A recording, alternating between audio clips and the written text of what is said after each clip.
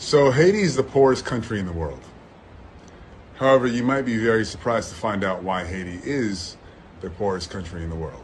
Haiti was one of the richest places on the planet in the 1700s. The population of Haiti was 4-to-1 slave to free Frenchmen. So you basically had about 450,000 slaves there and 120,000, 125,000 free Frenchmen and women.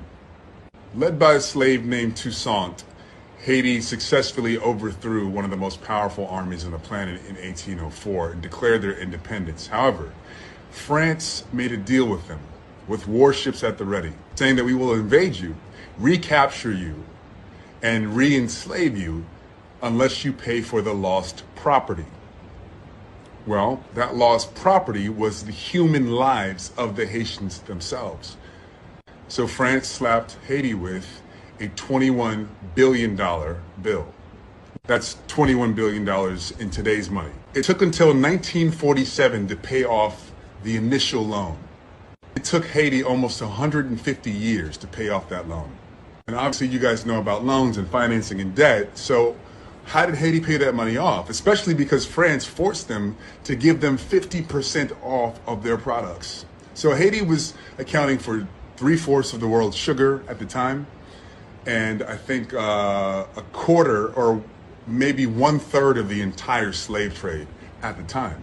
Saint-Domingue was also known as the capital of the slave trade in the West Indies, and also the worst place for a slave to end up because it was so brutal, torturous, and you could be raped and kidnapped at any point in time and sent anywhere in the world. So that debt was financed and collected by French banks, as well as an American bank that was established in 1812, which is called Citibank. That's right. Your bank has been collecting money from Haitian people to pay for their own freedom since 1812 and stopped only in 1947. With the natural resources and the people working the land that Haiti had, it should have been one of the richest countries in the world. But the transfer of wealth from Haiti to France and Haiti to French banks and Haiti to American banks to finance what is called the independence debt, which is no more than a debt for the descendants of slavery to continue to pay the countries and the people that enslaved them for their own freedom. It's well documented.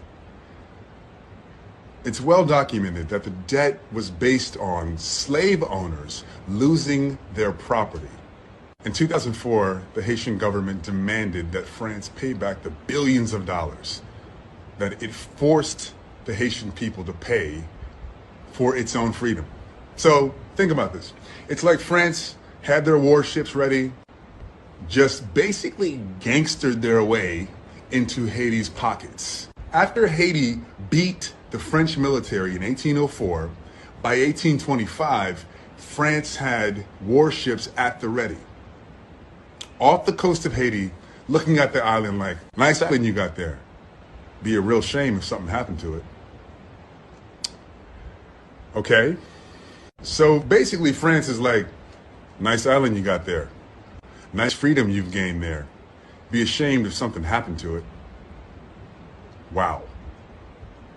That's the most gangster, ridiculous, disgraceful shit I've ever heard in my life.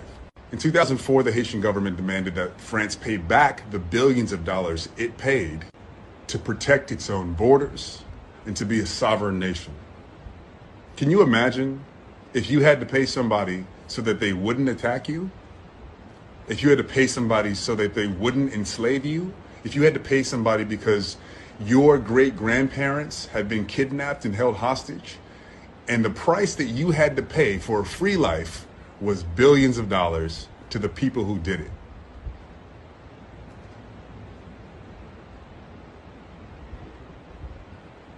I'm trying to wrap my head around what that would feel like.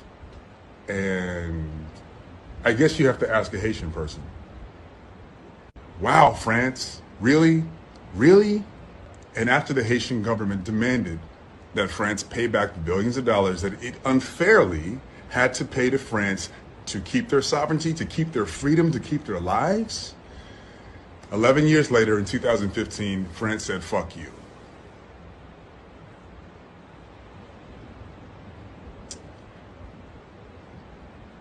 Really, France? Wow, that's not going to age well. So if you've ever wondered why Haiti's so poor, ask France. This is the most egregious and famous independence debt that the Caribbean has had to pay to its former enslavers. But it's not the only one. Just imagine where this world would be if black people didn't have to pay back the children of the enslavers. Now, I really want you to think about that for a second. Where would this world be if the descendants of slaves didn't have to pay back the descendants of the slave owners? The descendants of slaves had to pay back a debt to the people who enslaved them and their children and their children and their descendants. Where would we be if that ridiculous shit never happened? Where would Haiti be right now if France gave them back the $21 billion that they gave them for their lives and their freedom? People refer to reparations as if it's not owed, as if it's a controversial stance. However, nobody said shit when Haiti had to pay $21 billion just to keep their lives.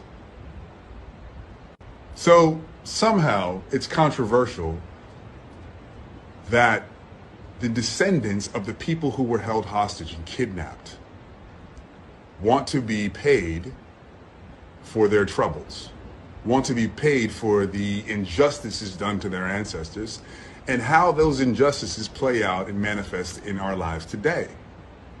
There needs to be repair of that. However, that's a controversial issue, but it's not a controversial issue for some reason that the Haitian people and several other islands in the Caribbean had to pay back the slave owners and the slave owners' descendants for loss of property.